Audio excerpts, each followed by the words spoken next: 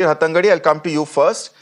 Traditionally, some would say that India has performed best with coaches who have been low key, who have not tried to take the limelight away, whether it be coaches like Gary Kirsten or John Wright, and they've performed better with coaches with the coach taking clearly a secondary role to the captain when it comes to public limelight and attention here.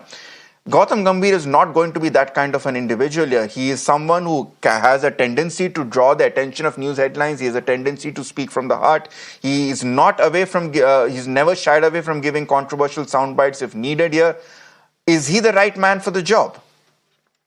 It's a good question because I think given the circumstances and just what has happened in the IPL and of course the fact that he's been involved in the winning IPL team, these things were ticking the boxes when it came to Gautam's popularity with the powers that be to be able to approach him or have a word with him or invite him for an interview.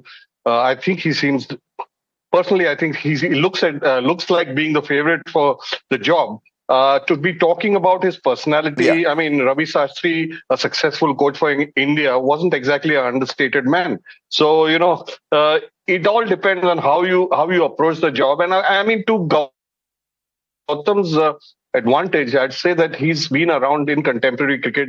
He's seen a few coaches with him, right from Greg Chappell, a few Indian coaches, then Greg Chappell and the other coaches. So he would, Gary Kirsten. So he would pick up ingredients of what made them click as coaches and probably, use his own masala to be able to be able to come out with a formula that works for the players. I think he's mature enough to realize that he cannot be or he won't be feudal and dictatorial in the way he works with the players, because ultimately it's the comfort levels of the players that go out and perform to be able to deliver for their coach. So I think he's much more mature than what people expect. He'll be able to handle it pretty admirably, I think.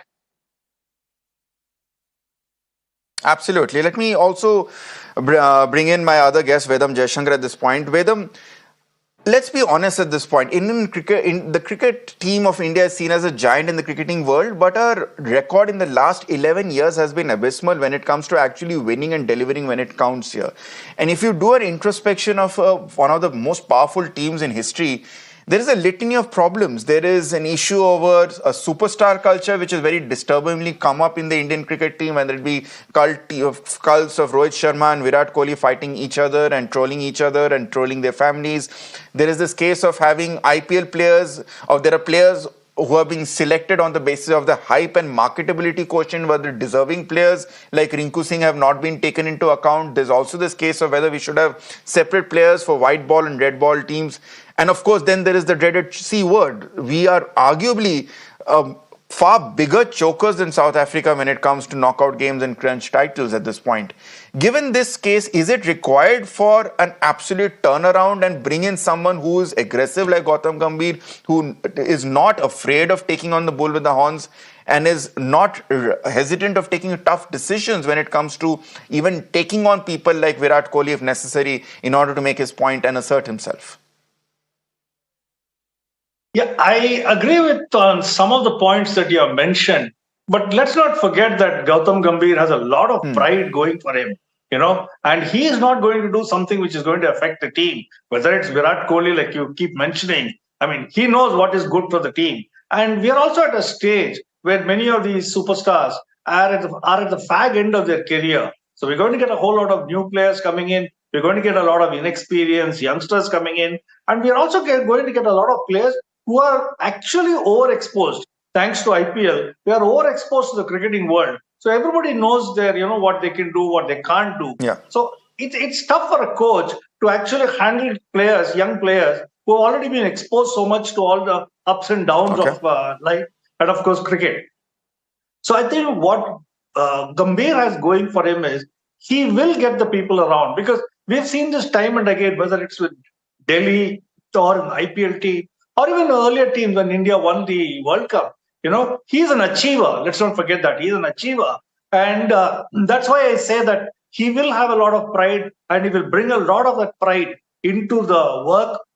And we need somebody with his work ethics, with his determination, with his fierce attitude. You need a lot of fierce attitude Whatever you might say about Kohli, Kohli's fierce attitude is what really drove him and drove the Indian cricket team.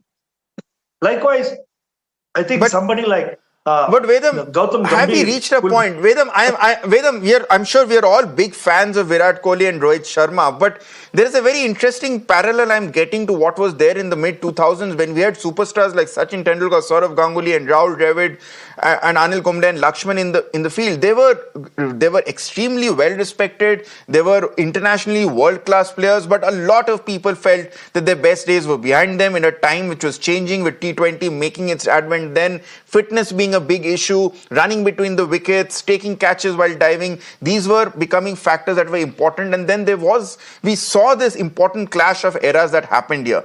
Are we looking at something similar happening at this point? Both Rohit Sharma and Virat Kohli, for all their records so far, have had a very miserable T20 World Cup.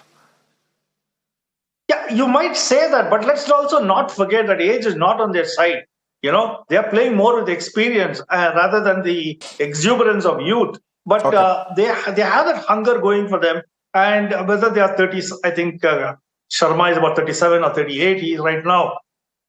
That's an age when, most cricketers would have retired. But he's hanging on and he's holding his own. It's just that we can't judge them by pitches that we got in America.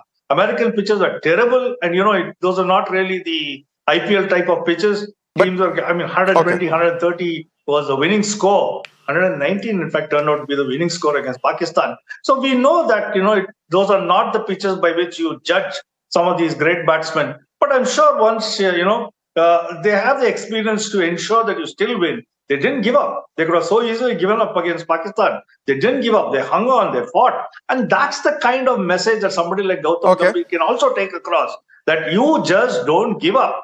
You may be 119 all out, but you just don't give up. You hang in there and hang on and hang on and hang on till the opponents crack. And we've seen Gambhir, even when his playing days, that's exactly how he handled it. He was not the most talented of cricketers, but definitely he was the most combative cricketer that we've seen in Indian colours for a long, long time. And we saw that in the World Cup final against Sri Lanka in 2011. Karishma is with us at this point. Karishma, there are